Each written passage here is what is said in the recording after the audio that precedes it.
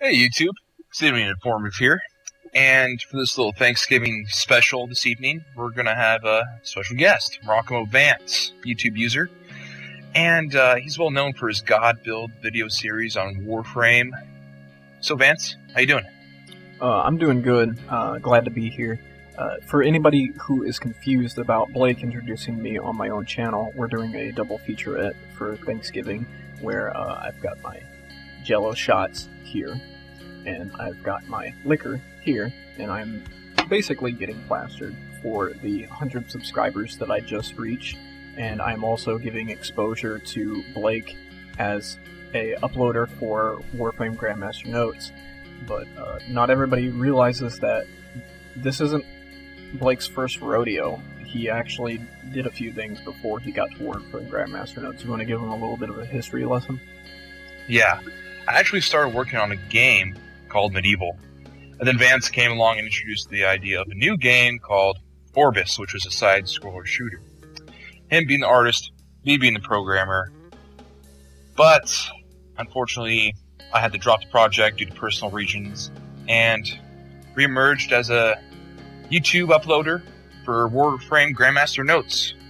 Picked up where Sonic DH6 left off, and after one video, I kind of decided to scrap that, and I'm back again with the video series, hoping that it's successful, everything goes well, schedule-wise, and to give you guys the latest on Warframe. Speaking of that game, I was wanting to ask you, Vance, some questions about the new update that just came out, including the new Warframe, Wukong. What you think about it?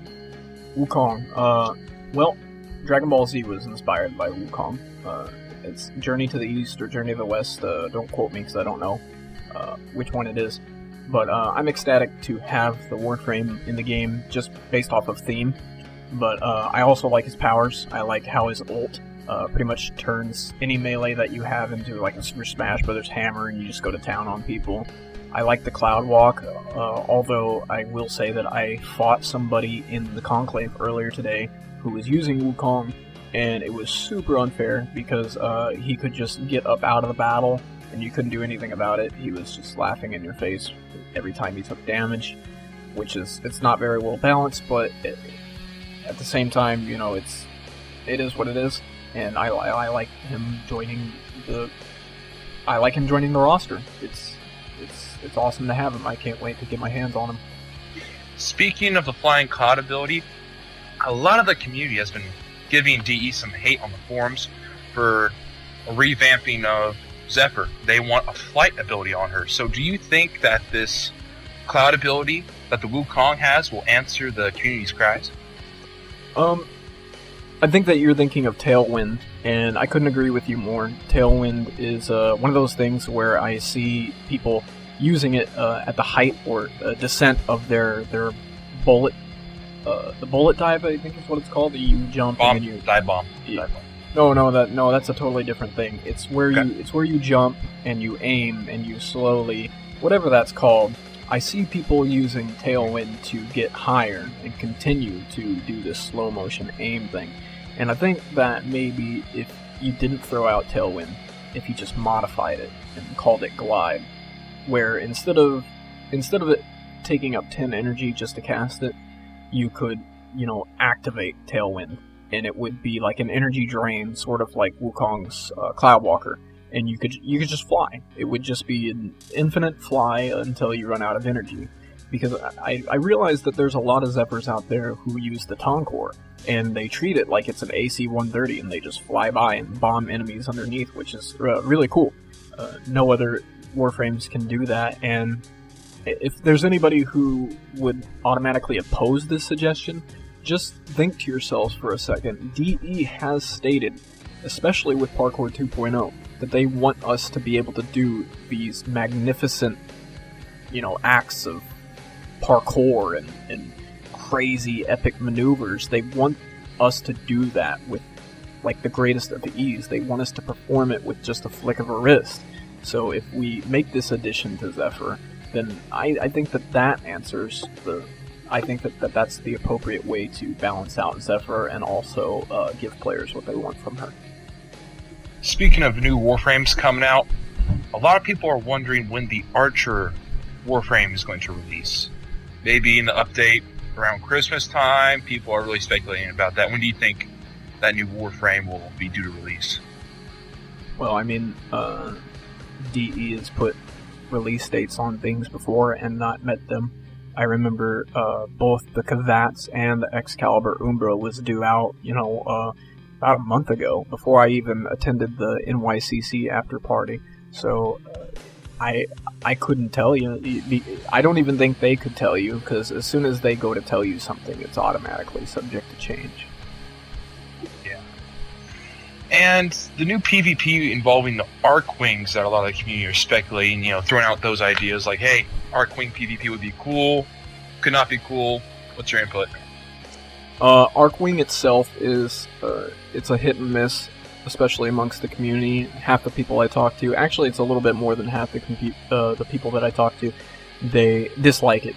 I myself included. I don't like the concept of Archwing. I think that it brings a lot of interesting ideas to the table, and I like the overall aesthetics of, being underwater and being out in space. But as far as it being implemented in PvP, I think that that's an outstanding idea. I think that it's a whole lot more balanced than the standard Conclave system. There's just too many varied Warframes that have all these different powers, and I don't feel like powers should be a thing at all. I don't think that Warframes should be able to use their powers. So if we translate that to Archwing, there's not a whole lot of difference in powers. And it would be like, a Star Fox dogfight PvP, and I'm all for that. I used to love Star Fox back in the N64 days. So seeing Archwing PvP would be a welcome change for Archwing, because Archwing is getting a lot of flack right now, and I think that PvP would be the perfect place for it. And I also think, taking powers out of PvP would balance a lot of things as well. Speaking about that, a lot of people are asking what the hell DE is going to do with Conclave PvP and Dark Sector.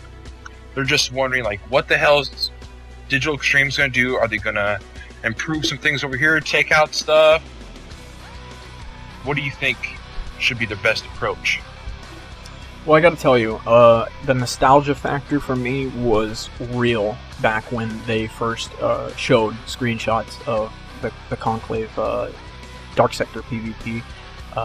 It made me reminiscent of Star Wars Battlefront, because we were told that we were going to have all these NPCs supporting us and supporting the opposing team, and it was just going to be this epic scale warfare for this fight for this one objective.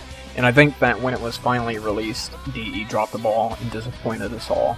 As much as I love DE, I gotta call it how I see it. I gotta look at this from an unbiased point of view, and DE has dropped the ball. They have disappointed us. So I think that they definitely need to make up for it with the new Dark Sector system, if it does become a system.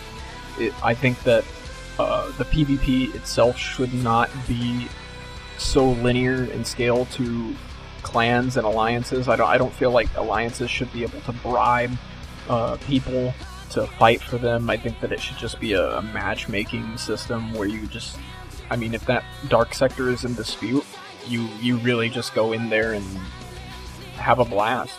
It should be a voluntary thing. You should be able to go into the Dark Sector regardless of whether it's under PvP bout or not, and then just choose if you want to fight in the PvP aspect, or you want to do PvE, because not everybody wants to do PvP. Some people just have no interest for it whatsoever. But if they were to bring the Dark Sectors back as a PvP and make it a little bit more like Star Wars Battlefront, you have these huge epic scale war zones going on, and you've got all these specters that are getting into the mix. I think that it would be really awesome just to see it all go down, just to see a big 16 on 16, 8 players versus 8 players, and 8 bots versus 8 bots. I think that would be really awesome, especially with that old map that they had. I think that'd be an awesome idea. Yeah, I feel like if they were to put a matchmaking system in there and just, wipe the floor away with clans and alliances, just pure matchmaking, that would improve the system so much better. speaking about clans and alliances, we have our clan, Starcom. Vance, you want to give them a rundown about that? For all of my God Builds episodes, I've been telling you guys that there are recruitment details in the description, and nothing's going to change with this video. We're still going to put the recruitment details in both my version of the video and Blake's. So if you want to get in contact with us and become a Starcom clan member, that doorway is always open to you. We're always open to welcome new members.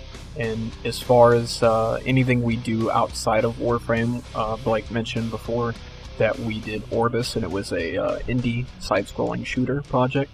That project is still in the works. It's just a dormant project, so all you programmers out there, all you artists that might be interested in helping us out, we're willing to welcome you in too. And you know what? That just about wraps it up for tonight. I'll be catching you guys later. Thanks for watching. So, like, share, comment, subscribe, the usual. And peace. Peace.